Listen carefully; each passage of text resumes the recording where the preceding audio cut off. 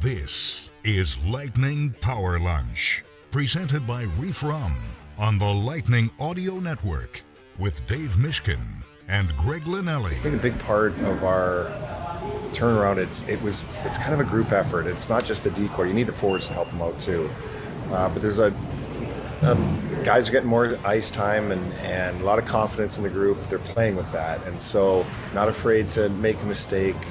But the group, there's just good chemistry back there with the guys, and so far it's worked out well for them. Good chemistry with the guys. We like it with the guys. Lightning tonight against the Devils. Glad you're with us. Power Lunch Lightning Radio. Live version today. Able to get to your questions a little more frequently today. And not a ton going on, right, partner? Little birdie, right, was telling us maybe that same lineup today that we saw a couple of days ago. Maybe. Well, first things first, how am I appearing? How am I sounding? We had a little technological hijinks. Okay. Where are you? Are you in your hotel room? We had to do a little duct taping before the start of the show, good. and we're live. So as long as I sound okay, I think you sound good. Hopefully impart some useful information. So the Lightning were scheduled to have a full skate today, or at least everyone to the rink. That got amended. It was a bit of a longer travel day yesterday. Like we taped in the morning. The team was still in Montreal. It was a bus to the airport at noon. I think I'd mentioned, when you're leaving Montreal and going to the United States, you have to go through the main airport. So it's a little bit longer, but they actually have it pretty well streamlined. Like we got through everything we needed to get through. It's a big group, of course. So it's not like me and you going, Greg. You got a huge group of people that they have to get through security and get through customs. We clear up there. We flew to Newark. The weather was gross. I'll tell you, we're lucky snowing? That we were in Are Florida. It was snowing in Montreal, but it was just that cold rain. We also landed near rush hour. It just took a long time to get from Newark to our hotel, and maybe because of that, it was just a longer than normal day. Maybe also we're not close to the Prudential Center where we stay, so it would be a bus ride there in the morning, bus ride back. Coop was optional to the rink. So we got that information, and optional to the rink is actually apparently only the people who are not playing. So I didn't go. Most of the team didn't go. I did hear from Matt Laughlin, who's joined us before many times on Power Lunch. He is at the rink, and he reported who was there. So based on what he had said, it sounds like it's the same lineup in that Gonzalez was there, Finley was there, James was skating, which is good news. I didn't know that because we haven't seen him on the ice since he got hurt in the last home game the Lightning had before the road trip. And McDonough was out on the ice, but that is an indication that, McDonough, it's good that he's skating, but not playing. Matt did not relay who was the goalie. We haven't really heard anything on Vasilevsky, so I'm guessing at this point Halverson is going to back up Johansson, and Halverson is still with the team. Victor Hedman did not skate, but I believe they put Hedman on IR. Is that right? I'd seen something about Hedman is going to miss the next couple of games. It sounded like Victor had a setback. So they called up Declan Carlisle. I would expect same lineup as what we saw in Montreal, except Carlisle comes in for Hedman. And why would you change it? Victor's on IR. Thank you, Steve. Why would you change it, Greg? I mean, the Lightning played really well in Montreal with that lineup. You want to keep it going. We've talked about the depth. Other than having to accommodate for the player who got hurt, right? Yeah. The Vasi thing is going to be something, honestly, is a priority here. I mean, people are just going to monitor this because they feel like this is somebody who's had to watch himself a little bit more, maybe on and off the ice, how much he plays, what he practices, been dinged up a little bit over the last couple of years, and I think people are looking at that and saying, okay, he's played a lot of hockey. We know that position, there's a ton of wear and tear, and, we talk about the Lightning being contenders year in and year out, in large part because they have potentially the best goaltender in the game. I mean, let's be very fair about it. Kucherov, Hedman, Point, Cooper behind the bench, Julian as the GM. There's no question that all adds to it. But I think I can at least feel confidently saying this, The reason I always feel like the Lightning have a chance to win the Cup is because I know their goaltender can steal games and steal series. Now, I know what he did 3 years ago doesn't always necessarily apply to where he is today. I get that. But there's something of a security blanket that you have with your goaltender, knowing that there is a chance that Vasilevsky just outshines in that series or that run that gives you really an honest chance to win, even when you might not be the favorite to start the playoffs. You have to get there, of course. But to me, we can talk about the power play, we can talk about the face-off percentage, we can talk about depth, all legitimate, for sure. But to me, it begins and ends with the guy you have in net and making sure he's good. Because if he's good, partner, I'll figure out how to navigate the waters a little bit with a roster that's a little banged up. He's banged up for a long time. That's one of those things you just want to monitor. Yeah, so first of all, we don't know if he's definitely out. We don't know. Like, I mean, the fact that he hasn't seen any action since basically they put him on IR, I would be surprised if he starts tonight. But is it possible that he just didn't go to the rink and he might back up tonight? I mean, I guess that's possible. As I say that, though, I think if he were backing up, he would probably want to see pucks. Mm-hmm. I think it's unlikely if he's starting that he would go because it was kind of the scratches. But would they just throw him in when he hasn't played in over a week, right? He played a week ago Tuesday. That was his last game. So the likelihood is that he is still not going to be dressing tonight. So what you were saying, it's kind of like, which way is Greg going here? Is Greg concerned because it's been over a week, or is Greg like, whatever it takes? It's actually not concerning. It's good that he has this little something, because it did sound like it was a something. Let's get him right and make sure that he is okay. He himself has said, like, his body is not the same as it was when he was 23 and 24. So you can clarify that maybe for me or maybe for the fans.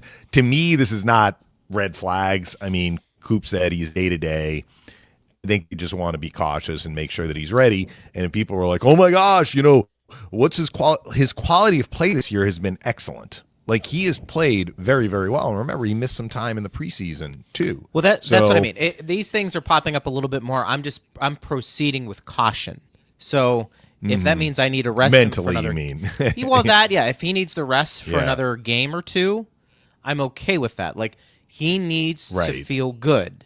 And if that means, look, big picture here, understand Vasi is the key to a lot of this. So just, Johansson's been good. If you want to ride him another game, and that's or two, the other part. Yeah, Johansson has delivered. And like, I was actually thinking about this. Like, why did the Lightning start Johansson? They never started him in back-to-back. I'm talking about in Montreal. They never started him in back-to-back games since he's been with the Lightning. That includes the first 20 games of 23-24 when Vasilevsky was out, right? We saw Matt Tompkins play in the second half of a back-to-back, or at least in one of the two when they had back-to-back. They only had 3. Johansson played in 17 of the first 20, but did not play in both ends of back-to-backs. I think the Lightning were like, we absolutely need this game. We do not want to go into a 5-game losing streak. And, there's no disrespect there for Halverson, but let's be honest. Like, he's had 1 NHL start. He's played in 2 NHL games. Johansson has way more experience, and Johansson had been playing well. Like, 1 goal allowed in each of the previous 2 starts where the Lightning lost 1-0 with an end.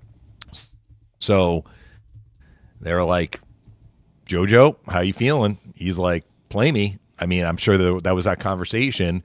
And so they put him into a situation that he had not been in since he'd been with the Lightning, and only once in his NHL career, and he delivered. He had a great game again. So the fact that, you want to be cautious with Vasilevsky no matter what, but it's probably a little easier on the mind for the Lightning within the organization to know that Johansson has played as well as he has this year. I think, listen, in the regular season, that's a big deal. Mm-hmm. Your backup needs to play, 20, 25, maybe 30 games. Some it's a 50-50 split. You know how I feel about a 50-50 split. If you're doing that, you're telling me you probably don't have a number one. You have a couple of guys who are equal, and maybe you have to figure that out. But in the playoffs, I need my big guy. The big guy. Yeah. Get the big guy. I need the big guy. So that's big picture. Not concerned. I'm watching that more so than anything else, because I think that is the advantage the Lightning have always had, Dave, over the last decade. Even throw to Ben Bishop. Most occasions, they've had the better goaltender. Doesn't mean that the team is better, but that goaltender can overcome some warts that you may have. So we'll monitor that. I do want to get to some questions because one of the things I've started to Can see I just say one thing we didn't really you get to? Let me just get to one thing we didn't get to yesterday because it's kind of putting a bow on it, but also looking ahead to tonight. I've been very impressed with Scott Sabourin. He's played 4 games with the Lightning. You look at him and you're like, okay, he's 33 years old. The Lightning signed him. You figure they signed him for Syracuse. Like, he's a veteran AHL guy. I think he's played about 50 NHL games in total, and most of those came in 1 year with Ottawa. I mean, he's been a pro player for, let's just say, a decade and a half, approaching a decade and a half. So he's been an AHL guy. He's been an effective AHL guy. But if he comes up, it's for a game, at most, a couple of games, he's back down. You can understand the Lightning were like, we want this guy in Syracuse. He is going to be a leader in Syracuse. He's a good AHL player. He is tough as nails, which we mean, and he can be a leader in Syracuse. Okay. Everything that happened with Florida in the preseason probably opened some people's eyes. Like, look, this guy, like, he can throw them, right? He's tough, and he can help us in certain games. So they bring him back up. They had injuries, but they brought him back up in advance of that Florida game, but he played against the Rangers and scored. Remember that goal he scored against the Rangers? That was a snipe. Yeah. So it's like, oh, okay, this guy can really shoot the puck, even though he hasn't really done it a lot at the NHL level to the tune that, his stats are meager, let's just say, offensively.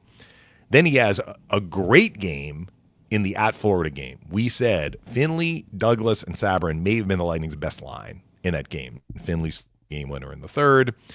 And then the Lightning come home and they get blown up by Vancouver, and Sabourin, I believe he took 2 penalties in that game. And I don't think it was just due to that. The Lightning got healthy, but they sent him back down. They call him back up for this Montreal game. And they did not have, other than James, they didn't need to call him back up, Greg. They made a choice to sit Gonsalves and sit Finley. Well, that's where we're going with this right now. Okay, the Gonsalves thing is a lot of no. You keep going, but people were talking about the Gonsalves thing, and I think this goes. Yeah, and Toronto's very unhappy about the knee hit, which if we want to get into that, we can, especially because Bobby McMahon got a 1-game suspension. He would have gotten a suspension just quick, and once you get a match penalty, you are getting suspended.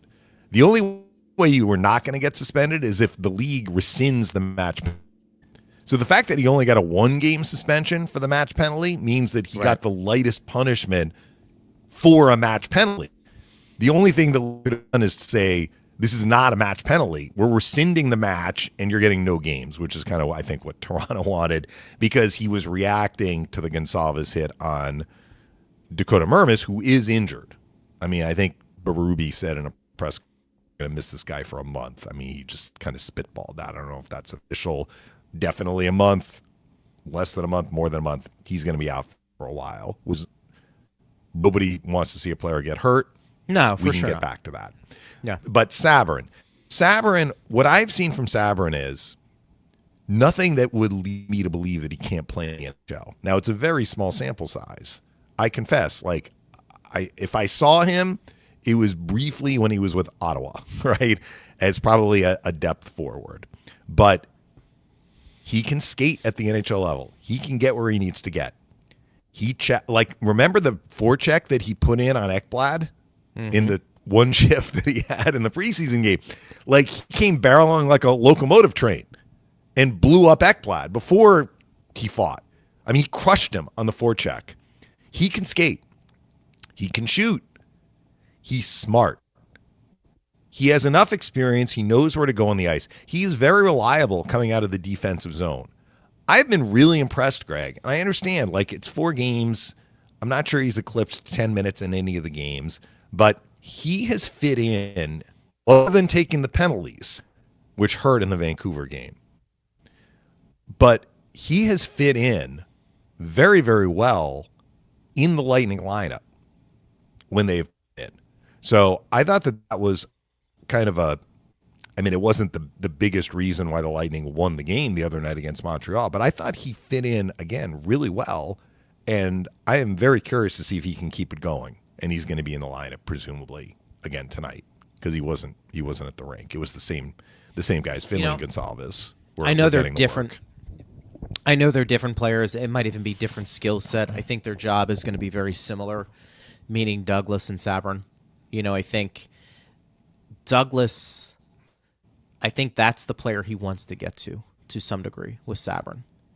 A guy who can handle himself for sure, but also a guy who can play, who can skate a little bit. He won the fight against Anderson, too, talking about sure. I mean, Anderson was like, we're fighting. Sabourin's like, all right, here's my left hand, right?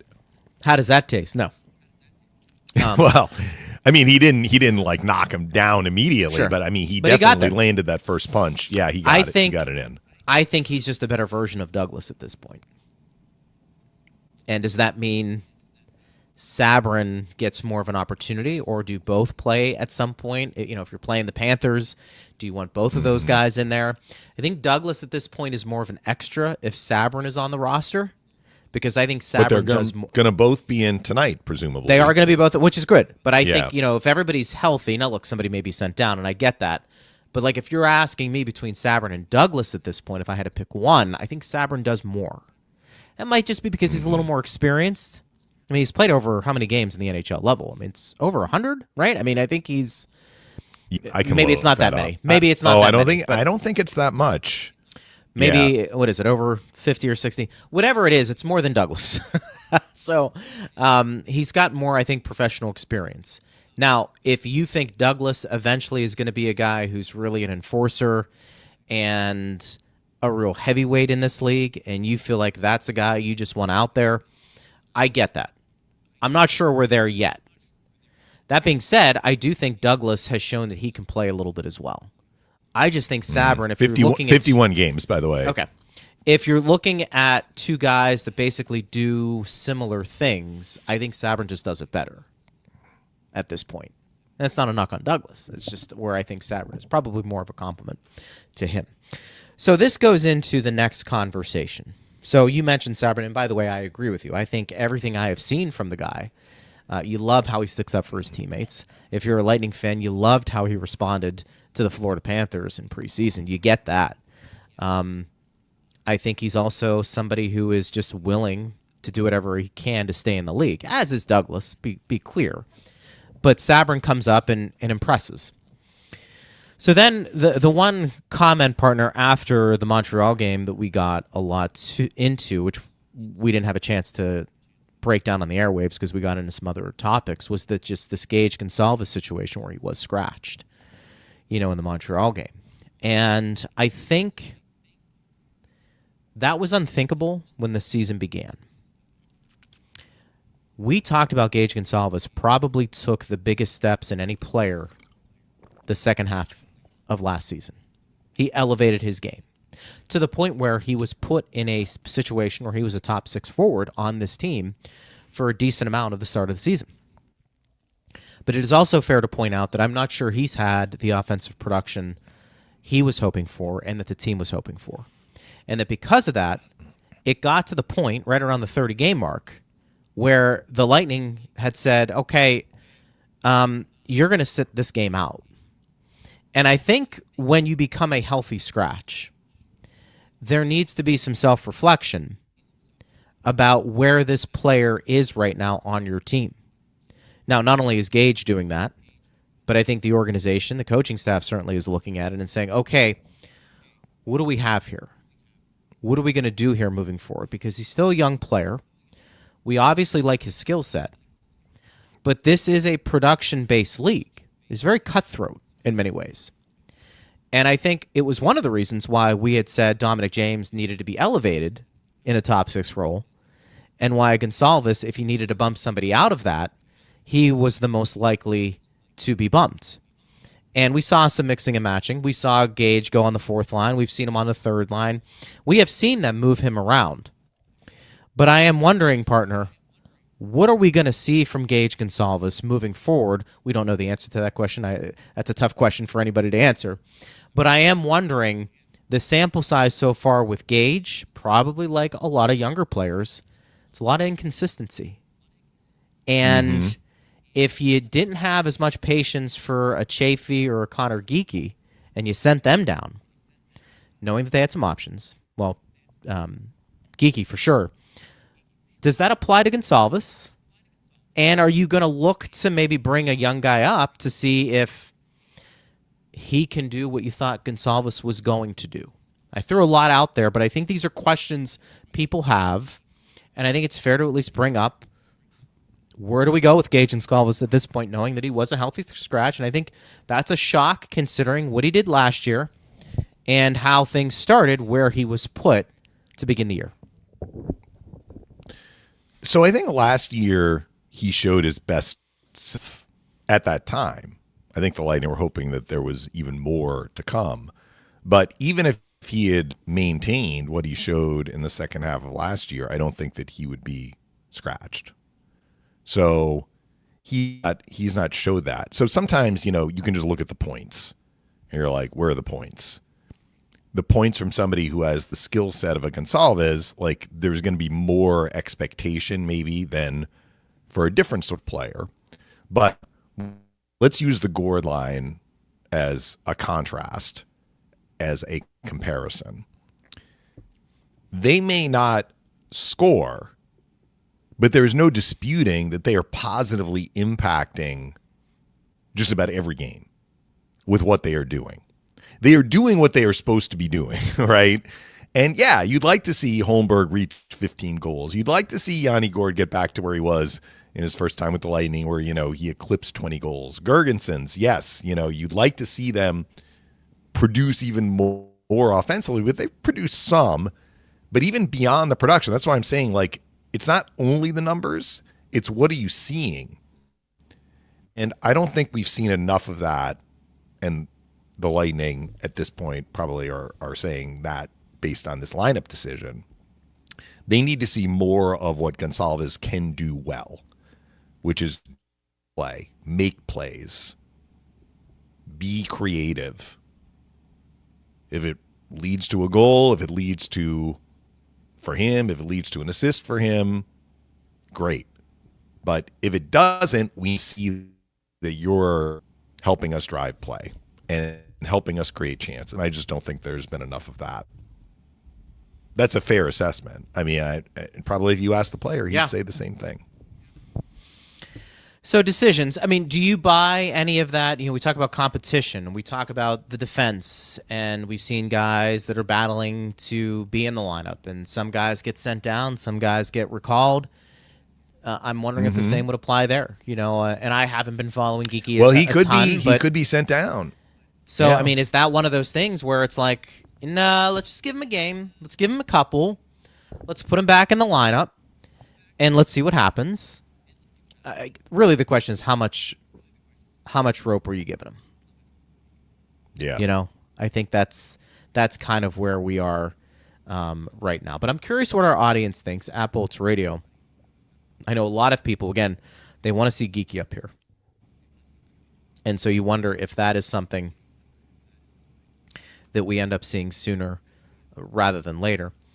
And Arrigo says, I see Coop trying to lift up Bjorkstrand on the line-ups, but he is not on the level we need. How to overcome this situation? All right, so there's two answers to this. Yeah. One, you just keep playing in hopes that he reverts back to the player he was.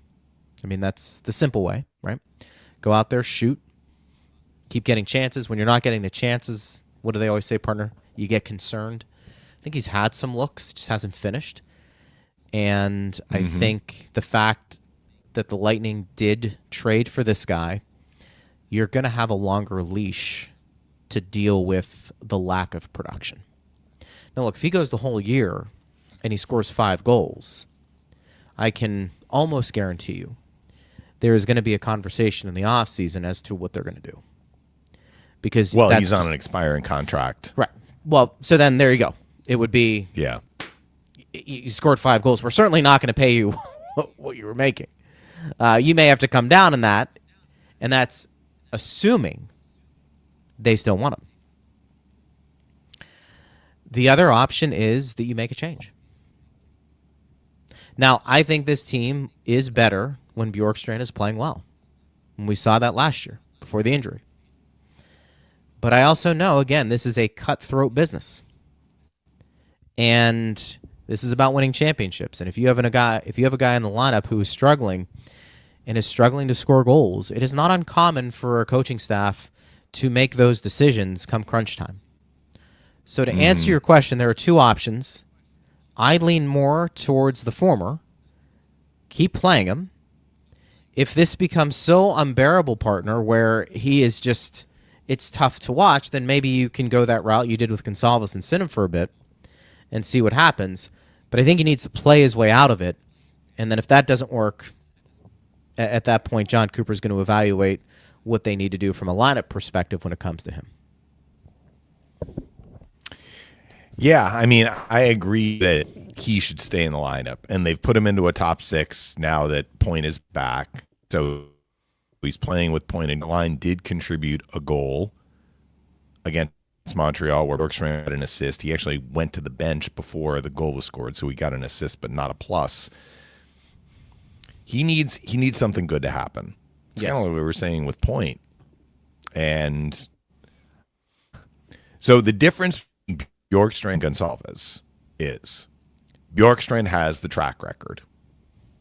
Bjorkstrand has, whatever you want to say, more than half a dozen years of consistent production at the NHL level. You can almost mark him down for 20 goals every year with different teams, 2 different teams prior to joining the Lightning. So I think that's why he's continuing to get looks. Lightning fans are impatient. They're like, this guy should be scoring. This guy should be doing more. This guy only has 2 goals. I get it. And that criticism is fair. But, you have to rely on the fact that, this is not a size. This is a large sample size that speaks to reliable consistency in terms of goal production. So you have to believe, maybe you don't have to believe, but I to believe that this is more of a confidence thing, and he needs a little good juju, as we say, and maybe that'll help. I mean, he's going to have to hustle to get 20 goals at this point because we're a third of the way into the season. He's got 2, but he can certainly score more than what he's produced far. Yeah. Mytho says, is it a coincidence that when Hedman went down, the Lightning went on to stomp the Canadians? I love the captain as much as the next guy, but just an observation. Good to see Carlisle and Sabourin up. So the first period was the Lightning's best period, and Hedman played in the first period. Just clarifying that comment, which I do not believe is accurate. Beyond that, yes, if Victor Hedman is healthy, the Lightning want Victor Hedman in the lineup. If Victor Hedman is not healthy, though, East are in a position where they don't feel like they need to play him at 80% or something like that, have him battle through something because they're so desperate for him to be in the lineup.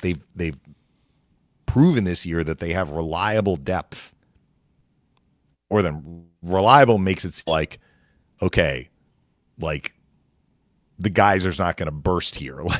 We have the bolts in place, so to speak. It's more than that. They're getting really good play from the guys who have come up, particularly on defense. Sure. And that includes Carlisle, who's back up. Do you play differently when a player like that's not in the lineup? You'd have to go back and say, are they simplifying things more? I think that's the general comment without people really observing it, partner. I don't know if we can see with the eye test. Are the Lightning playing a quote-unquote safer game without Hedman in the lineup, knowing that Hedman can do things that nobody else on that team can do from the back end, which is skate with the puck and create some offense, perhaps. And again, we talk about analytics. This is where I'd have to defer to the coaching staff and their analytical department to see, are they seeing that type of trend? Be that as it may, they've had to play some games without Victor Hedman in the lineup, so they've had to adjust with that. Logic tells me you've got to play a different way when he's not in the lineup. The other thing too is that you have to factor in the human element. As I have a phone call coming in. Yes, we are on live radio podcast streaming. Yes. the other element is you have some guys who want to make a name for themselves in the NHL, so they are playing. They should be at their highest level to a degree. You know, they don't want to come out of the lineup. There's a lot of combinations there. It has been. I think, would you agree here? It's been a weird year for Point, Hedman, and Bjorkstrand. I mean, 3 of your top offensive players, they've just not been able to get on track. And why is that? I don't know. I don't. You know, you could say some guys have just had off years before. That's fair. I mean, that does happen in all of sports. You know, we give this example a lot of a hitter who's, let's say, a 300 career hitter, and maybe he has 1 year where he hits 275. You know, or he hits 250 and things just aren't, he's not seeing things as well as he used to. I don't know. Again, this is where, if you want to look into the metrics, I can meet you halfway, and are there certain things you can see, and like, hey, he's not getting to as many pucks now that he used to. He's not generating. He's not pushing play as much. Don't know. Don't really care to look at that. I can use my eyes to see what's happening. It's just been an off year. Are injuries taking a toll? Don't know. Maybe. But it has been an off year for those 3 players. It's even more remarkable how Tampa Bay is winning games, and it's why John Cooper should be leading for Coach of the Year, in my opinion. Yes. Now, I know you like that pivot. Do you like that pivot? This is the year. This is the year people around the league will notice. Hey, you know, they don't have Hedman. McDonough's missed more than a month. Come on. Look at where the Lightning are defensively. So I think you brought this up. Like, are the Lightning playing differently in the absence of these guys? So I'm going to give you an example. I know you remember this year well, Greg, because I think you were still in Pittsburgh at the time. This is the year the Lightning and Penguins played in the playoffs in 2011. So the Penguins at that point had Crosby, Malkin in their prime. They Malkin, but I mean they were right smack dab in their prime. Cup final in 2008. They win the Cup in 2009. They're shockingly upset in 2010 in a huge upset. They start 2010-11, and Crosby is unstoppable.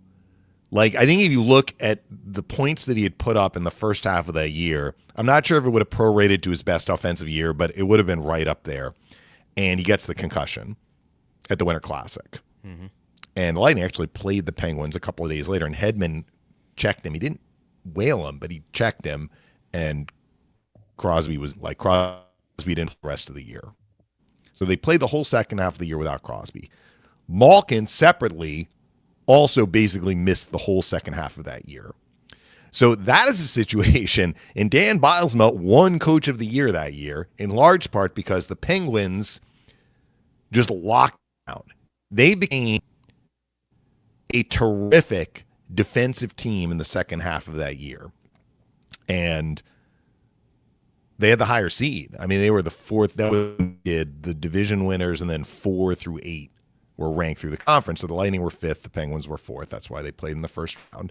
And for the Penguins to finish 4th in the conference, not get the division, the Capitals did, but still be the top team after the division winners, speaks of the kind of year that they had. But I think that was the example, that is an example and was an example of a team that changed the way that they had to play, because you're taking 2 of the best players on the planet that do so much for you. You're pulling them out long term. Yeah. This is not that. Sure. Now, first of all, you know, Victor Hedman is 34, going to be turning 35 here in whatever, a week. Completely different situation. But I don't think even with the injuries, we can say the Lightning have changed the way that they haven't. They're playing the same way. They're playing the way they want, no matter who is in the lineup, whether it's, the guys that have been with the team or are new to the team. That's the difference. So I brought up that Pittsburgh team as a way to contrast. Like, I think that was a team that were like, okay, we need to change the way that we're doing things here. And Bilesma deserved to get that award based on the work that he had to do to navigate really successfully without not just two of your best players, two of the best players in the league gone. So the Lightning are missing key players, but it's different. They have not restructured kind of how they are doing things. Guys have taken on different roles. Radish is now doing a lot of the stuff that Hedman did. He's playing on power play 1. He's playing with J.J. Moser, right? Moser in some ways is taking on a lot of McDonough's responsibilities. Kind of that first matchup, lefty D, penalty killing. Just seeing guys take on different roles, then it really changed the way that they are playing. I don't know what you remember about that Pittsburgh team, but that one to me, because the Lightning saw them in the playoffs, I remember looking at the second half of the year, and it's like they were holding just about every team that they saw to 2 or less. It was incredible. It's almost they were not that team. Like before, with Crosby and Malkin, sometimes they held the other team to 2 or less, but they could score 5 or 6. It tells me you can't win championships without your big guns. That's what that tells me. And the Tampa Bay, to their credit, did a great job scouting Marc-Andre Fleury because they had in that series.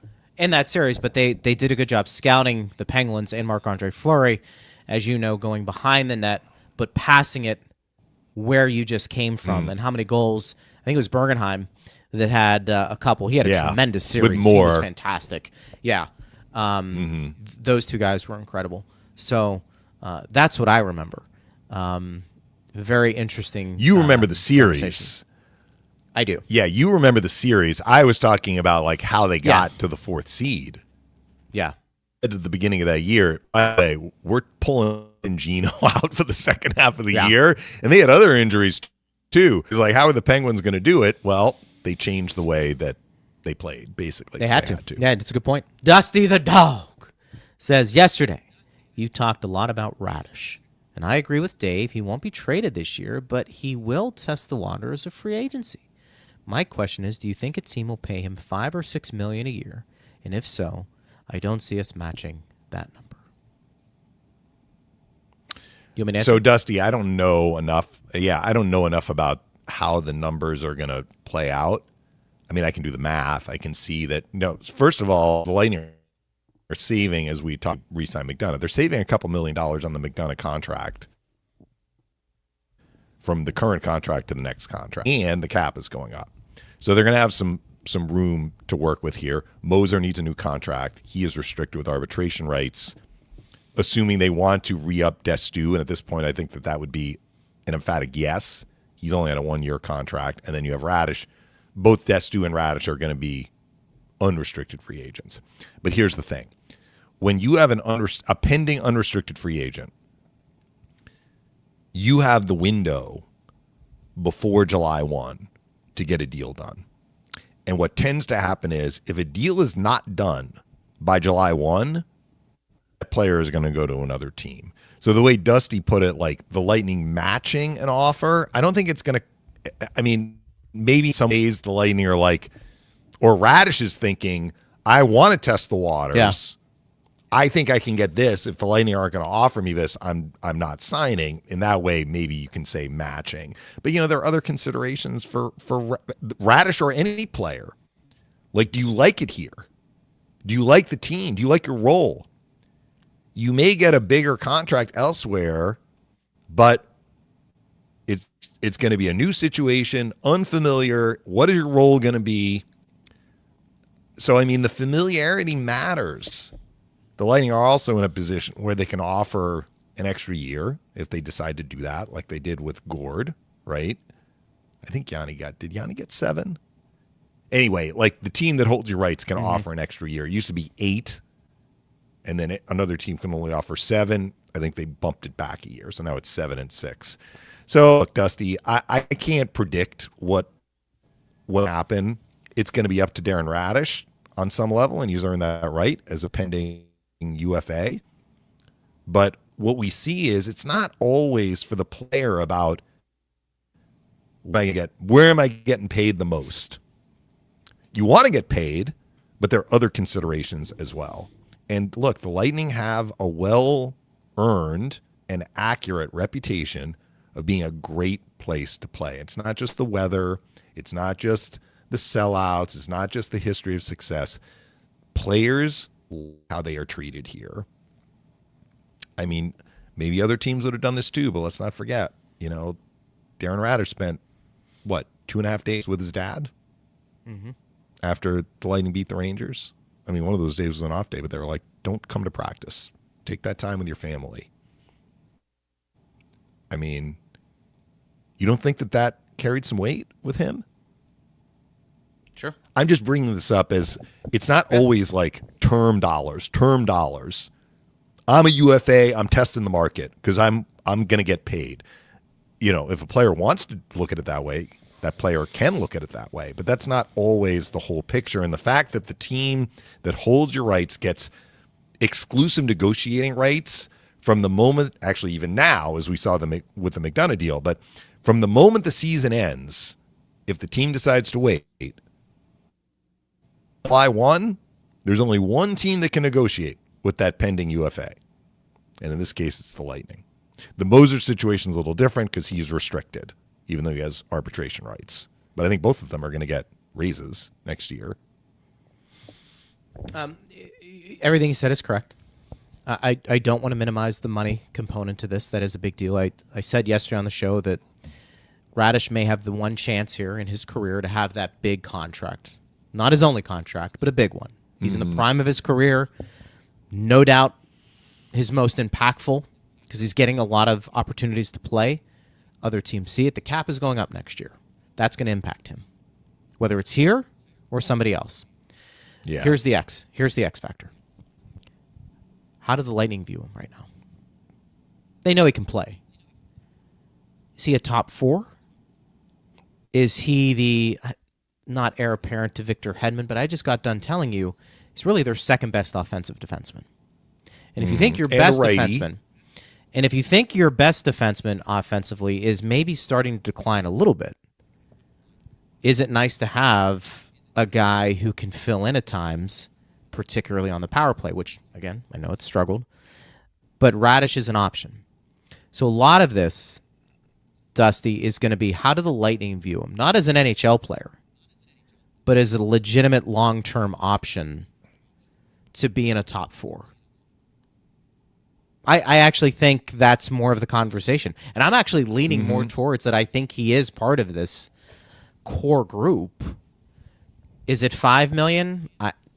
That just kind of depends on where they are, and they may go long-term and spread out that money.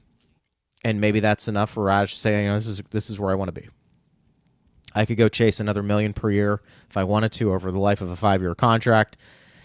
I'm okay here. So I think it's more about what the Lightning and how they view him, not as an NHL defenseman, but more in that top 4. And somebody who can do some things that Victor Hedman can do offensively because there aren't many options. That doesn't mean they can't go out and sign somebody, of course. That doesn't mean they can't trade for somebody. That can happen. But I do think it's something on the table, and he's a known commodity at this point. Alan says the chemistry on this team is getting better every game. Their ability to overcome mistakes is better than we've seen in recent years. I hope that Vasi returns soon, but JoJo is holding it down. Well, that is true. Well, that is a completely different tune of a post than we heard prior to the Montreal game. So we don't want to be affected by recency bias, but generally I agree. Like after the start of the year, you want to say it's chemistry. Like the Lightning have put their work boots on. The Lightning have played hard, even in the games that they have lost. Their battle level has been where it needs to be. I mean, have they had clunkers? The 2 lopsided losses that they had, there was a lot of like weird stuff that happened. I'm talking about the home losses to the Rangers in Vancouver since the start of the year, which even in those opening 2 games at home, it's not like the Lightning got like blown out of the water. But They needed to play better. They needed to play with more urgency. Those two games were just weird games. Like pucks were going in off skates, off sticks, deflected, and it's like they turn around and they're down, multiple goals to the and then Vancouver like popped in 4 quick goals in the third period and that was it. But even in those games, I'm not sure that the Lightning, like they couldn't be faulted for not bringing a back. So I think that feeds in to the chemistry. There's no question this has been the best bottom 6 line. I'm saying this without hesitation. Gord, Girgensons, and Holmberg through a third of this season. Let's see if it can continue. And they haven't been together all year because Girgensons was hurt at the start. Holmberg missed 7 games or whatever it was later into the year. This has been the best bottom 6 line the Lightning have had since Gord, Coleman, and Goodrow.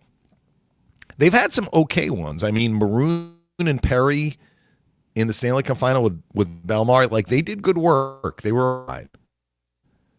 I think the Lightning have been able to lean on a bottom 6 line like they've leaned on this Gord line, different Gord line, but with Girgensons and Holmberg. How many periods do they start with the faceoff? How many times are they out there for a matchup, which they are? How many times does John Cooper look for them to reverse momentum just by playing in the offensive zone? You know what that I'm line not sure does? the Lightning have really been leaning on a line like that in the bottom 6, so That's a goes great to point. the chemistry as well. Chemistry, and they can skate. Yeah. Today's game, you need to skate. All 3 of those guys can skate. And they know their job. They keep it simple for the most part. I mean, they get in on that forecheck, make some things happen, but they keep it pretty simple, and they can all skate really well. I want to get to this read partner and then more of our audience. Tonight, enjoy some Reef Rum. Smooth, versatile, now pouring at Benchmark International Arena. Order a Tropical Wave or a Lightning Mule and taste why fans are switching. Reef Rum is a premium craft Florida local rum built on authenticity, quality, and easy drinkability. Ask for Reef Rum by name. Go Bolts. Please enjoy responsibly. All right, let's get to more. Jerry says, hey guys, just so you know, your Twitch notification always shows up as Bolts 6 versus 6 and not Power Lunch. I didn't know that, but Neither we will let you know. At Tall Geese 66, maybe? How do you guys read the Gonzo scratch?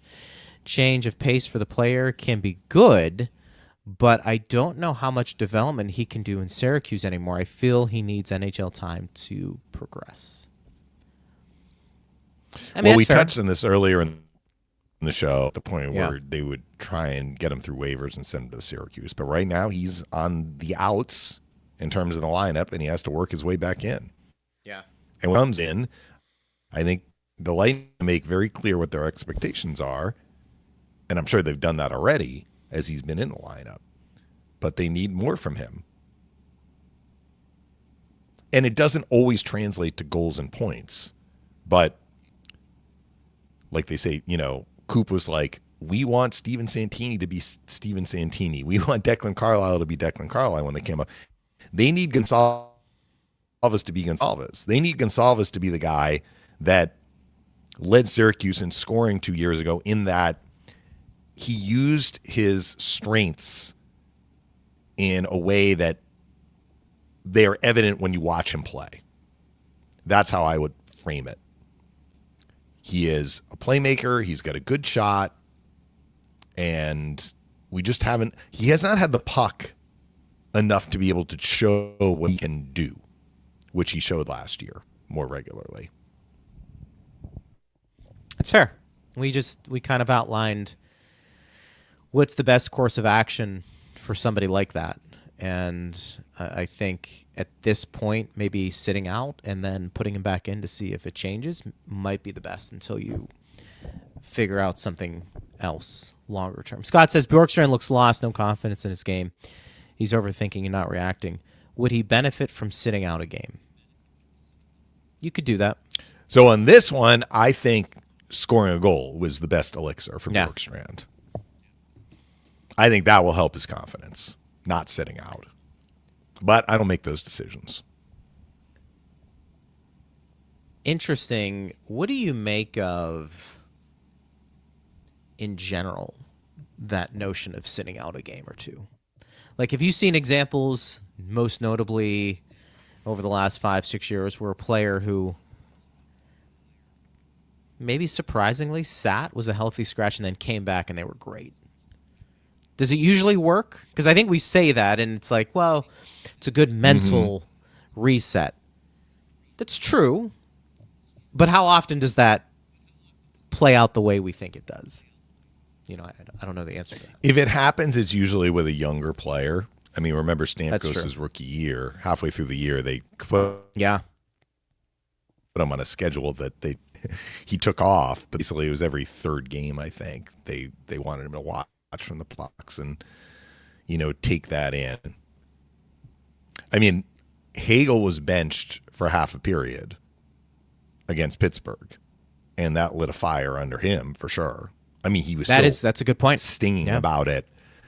By the end of the game, he was like, I don't care about my 2 goals. I'm more concerned about the turnover that I had. And so in that situation, basically not being able to play, even though it was within a game, did have that effect. I don't know. That would probably be a question for a player. Sometimes when players are injured and they are watching from up top, they do say that, it can help them because the game is much slower from the top of the building. It could help. They're like, oh, I actually have more time to make a play, and realize, because when you're on the ice, the frenetic pace feels faster. Call it Spectre here. Dave and Greg, the national media up north has been discussing the lack of practice time leading to more injuries and lack of consistency structurally because of the condensed schedule. Thoughts? I think the condensed schedule, if you want to draw the conclusion that that's leading to more injuries, I buy more. I don't know about the lack of practice time leading to more injuries. I mean, what's the And I don't even know, Greg. If we can draw that line between more injuries and condensed schedule. I mean, I know that we've touched on this earlier in the season. We don't have the data to back it up. We don't even know, there's no central, registry, basically, or central information bank of, man games lost for every team. You basically have to, go to each team and see if they produce it. I mean, the Lightning produce it in their game notes. Devils have more man games lost than the Lightning do, but how much of that is due to the condensed schedule? How much of it is just due to, hockey is a physical, sometimes violent sport, and guys get hurt? Dacona going to miss a month. Is he missing a month because of condensed schedule or because Gonsalves hit him knee to knee, right? So I'm not sure about that. The quote-unquote structured play, I call hogwash on that. And the reason I'm calling hogwash on that is that, teams are defending. We're seeing the same number of teams, and maybe even more than usual in the first third of the season, that are defending pretty well.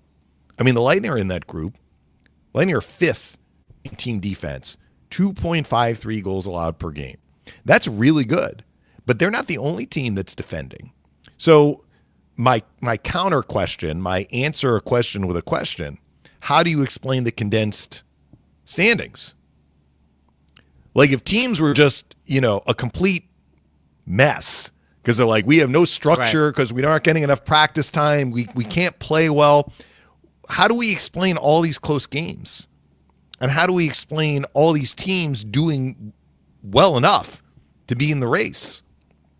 It'd be one thing if games were 8-7 every night, because that's really what you're talking about. Lack of practice time, lack of structure, breakdowns, goals against. To me, structure translates to fewer goals allowed.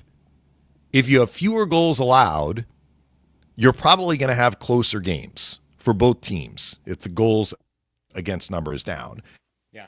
It is more likely to have an overtime game that's 2-2 than 6-6. I mean, we get the 6-6 sometimes, but usually if you're scoring 6, you're not giving up 6.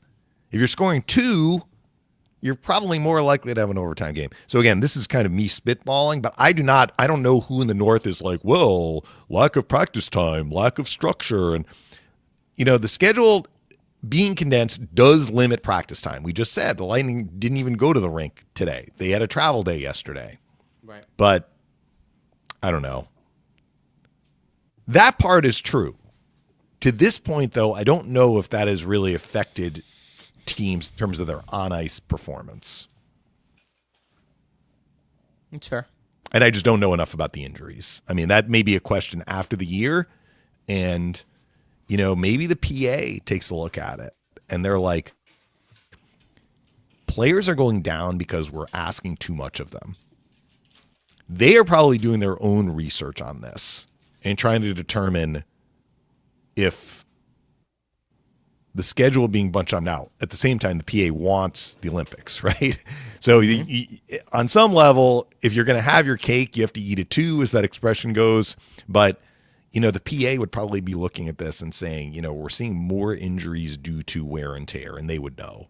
I don't. You don't. Fans don't. As we said, Ryan McDonough blocked a shot. That's not due to wear and tear. Puck hits your skate traveling close to 100 miles an hour, you could break a foot. You could. Partner, let's end with this one because it gets into the Devils a little bit. K-Bay says Timo Meier will be out tonight. What do you guys make of his absence for the Devils, and what could it mean for the Bolts? Yes, we didn't even get to the Devils. So Timo Meier is missing this game due to personal reasons. So they called up a player from Utica. Utica's had a terrible season in the AHL, but they did just beat Syracuse last night. Prior to that, Syracuse had gone 5-0 against Utica. Yeah. So the guy that they called up is a guy by the name of Xavier Perrant. He was their leading scorer. And I think he had like 11 or 12 points, and he was leading Utica in scoring. They played over 20 games. So that tells you how much Utica has struggled. This Xavier Perrant may do well, may not do well. I don't know. He's not going to be used in the same capacity that Timo Meier is used. Timo Meier is a good player for them. Timo Meier is a top six. Timo Meier plays on the power play. He's a big, strong guy. He has scored against the Lightning, including earlier this year. But I think, you know, you can look at it as well. The Lightning are missing guys as well. So Devils are already without Jack Hughes. They're without Brett Pesce. Like, they've had injuries. Meier is not an injured absence. It's a, you know, personal matter. So does it mean that the Devils can't win tonight? Of course not. They can win. They just got back on the right track, too. I'll close with this, Greg. So the Lightning lost 4 in a row in regulation before winning on Tuesday. Yeah. The Devils had lost 5 in a row in regulation before winning in Ottawa on Tuesday. So they're looking to turn the ship around, too. And they, kind of like the Lightning, had been struggling to score. Sure.